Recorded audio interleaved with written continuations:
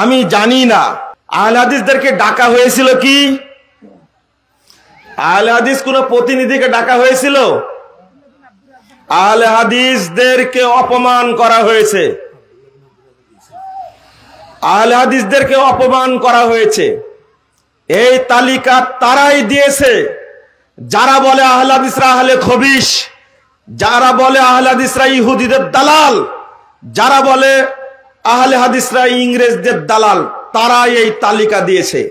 তার সাথে যোগ করেছেন আমাদের প্রফেসর ডক্টর মুস্তাউদ্দিন সাহেবকে। যোগ না করে পারবে না, কারণ হলো ডক্টর মুস্তাউদ্দিন সাহেব সরাসরি বর্তমান উপদেষ্টা মাহফুজ আলম সাহেবের শ্বশুর, তার জামাই হলেন মাহফুজ আলম। তাই একটু ভালো হতে গিয়ে তার নামটা দিয়েছে। যদি নাম দেওয়া হয় আহলে হাদিসদের প্রতিনিধি, তাহলে প্রথম নামটা আসতে পারে বাংলাদেশ জমিয়তে আহলে হাদিসের সভাপতি বৃহত্তর সংগঠন হিসাবে প্রফেসর ডক্টর আব্দুল্লাহ ফারুক সালাফির নাম আসতে পারে। এরপরে নাম আসতে পারে প্রফেসর ডক্টর আসাদুল্লাহ গালেব স্যারের নাম আসতে পারে। কিন্তু এই দুইটা নাম কি এসেছে? আমি শুনলাম ডক্টর মুস্তাউদ্দিন সাহেবের কাছ থেকে যে তাকে ফোন দেওয়া হয়েছিল, তিনি বলেছেন আমি আহলে হাদিসদের প্রতিনিধি না, প্রতিনিধি বৃহত্তর সংগঠনের একজন হলে ডাক দেন প্রফেসর ডক্টর আব্দুল্লাহ ফারুক সালাফিকে, দুইজন হলে ডাক দেন প্রফেসর ডক্টর আসাদুল্লাহ গালেব সাহেবকে ডাক দেন। তিনি বলেছেন আমরা আহলুল হাদিস, আমরা আহলে খবিশ না, আমরা ইহুদিদের দালাল না। এই জন্যই তো বলে তোমরা মুখ পোড়া বান্দর। আহলে হাদিসদের ব্যাপারে ডক্টর ইউনূস সাহেবকে তার উপদেষ্টা মণ্ডলীকে ভুল তথ্য দেওয়া হয়েছে, যারা আহলে হাদিস বলার সাহস রাখে না। আমি মনে করি তোমরা আহলে হাদিস পরিচয় দিও না ভাই, আহলে হাদিসদেরকে গালিগালাজ করো না, আহলে হাদিসের অপমান করো না। মনে রেখো আহলে হাদিসদেরকে নিয়ে যে খেলানো হচ্ছে।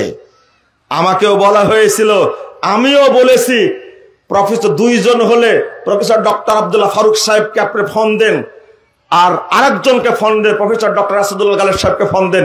আমি বলতে পেরেছি, আমি বলেছি, কিন্তু আসলে আহলে হাদিসদেরকে ডাকাই হয়নি। যারা আহলে হাদিসদেরকে বলে আহলে খবিশ, যারা আহলে হাদিস পরিচয় দিতে চায় না, যারা সালাফি পরিচয় দিতে চায় না, যারা মুতাসাল্লিফ, এই সমস্ত মুখ পোড়া শয়তানগুলো তালিকাটা দিয়েছে। কথা কি বুঝতে পারলেন? ওই দাওয়াতে আমাদের যাওয়ার দরকার নাই। আহলে হাদিসরা গেলে আহলে হাদিস পরিচয় দিয়েই যাবে।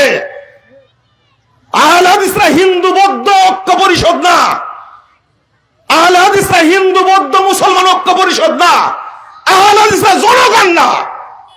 আহলে হাদিসরা এই দেশের প্রাণ। আহলে হাদিসরা কখনো রাজনীতির জন্য দেশের খেদমত করে না, এটা মনে রাখেন কথাটা। সামসাগিরি কারো করে না। আহলে হাদিসরা কখনো বেদাতির সাথে আপোষ করে না।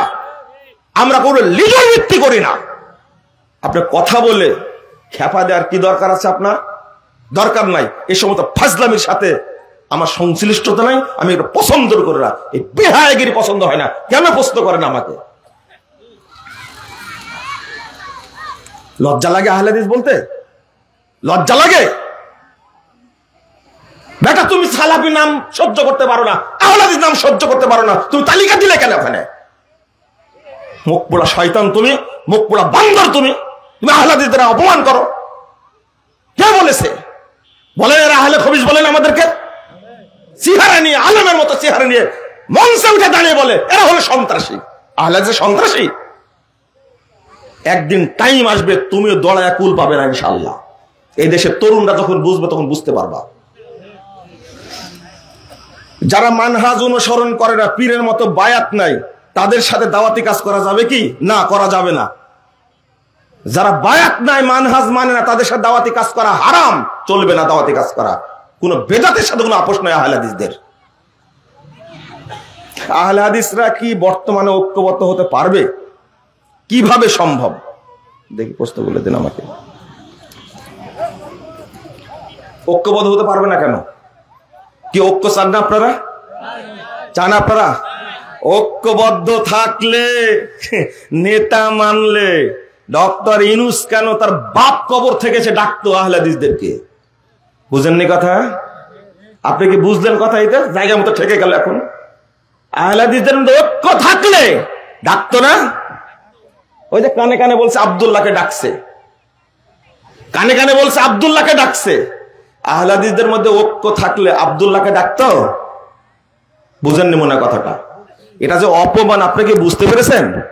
এটা যে অপমান, আহলে হাদিসকে ডুবাইছে, আহলে হাদিসের মর্যাদা না, এটা প্রমাণ হয়ে গেছে। আপনি বুঝেন না কারাই চক্রান্তটা করেছে, কারাই ষড়যন্ত্রটা করেছে?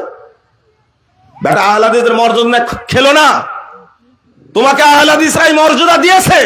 আহলে হাদিস মসজিদে খুতবা দিয়ে তুমি বড় হয়েছে। তোমরা হলো বর্ণচূড়া। আহলে হাদিসদের যারা ভাইরাল হওয়ার পরে, আপনার এলাকা আছে রকপুর একজন আহলে হাদিস মসজিদে খুতবাতে ভাইরাল হয়েছে, হয়নি? আর এখন কি হয়েছে?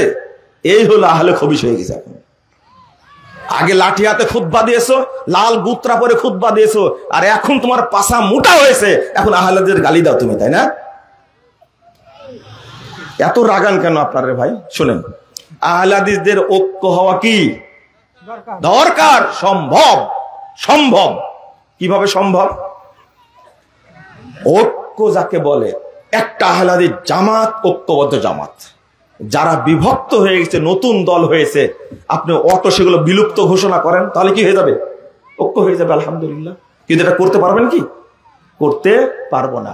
সাধারণ জনগণ আমরা পারবো না। সেদিনে 22শে নভেম্বর বিশাল সম্মেলন হলো দিনাজপুরের মাঠে। শুনলাম আপনারা এগুলা থেকে 11টা গাড়ি গেছিলেন। কয়টা? 11টা। বৃহৎ সম্মেলন দিনাজপুরের বড় মাঠে। আমাকে খুব মুগ্ধ করেছে। যদি এটা আরো ঐক্য থাকতো কি হতো? তাহলে কি হতো? সব গভীর ষড়যন্ত্রের মাধ্যমে আহলে হাদিসদেরকে বিভক্ত করা হয়েছে এবং বিভক্ত করে রাখা হচ্ছে।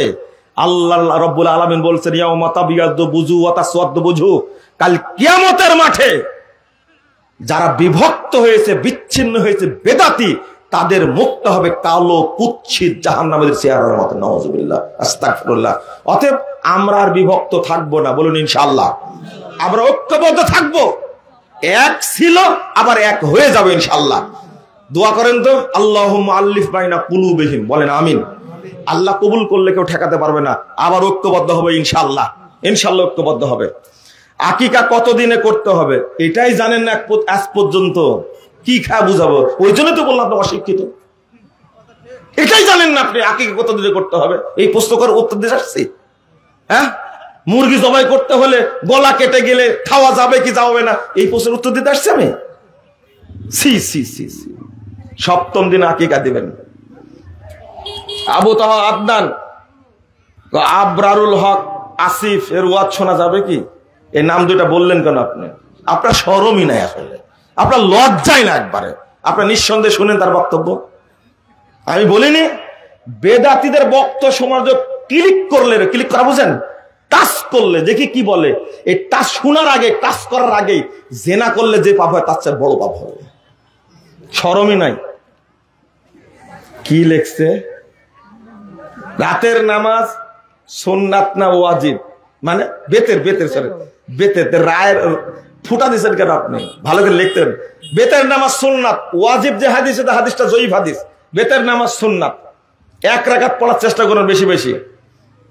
কি লেখছে? হুজুর আমার কারি। কি লেখছে?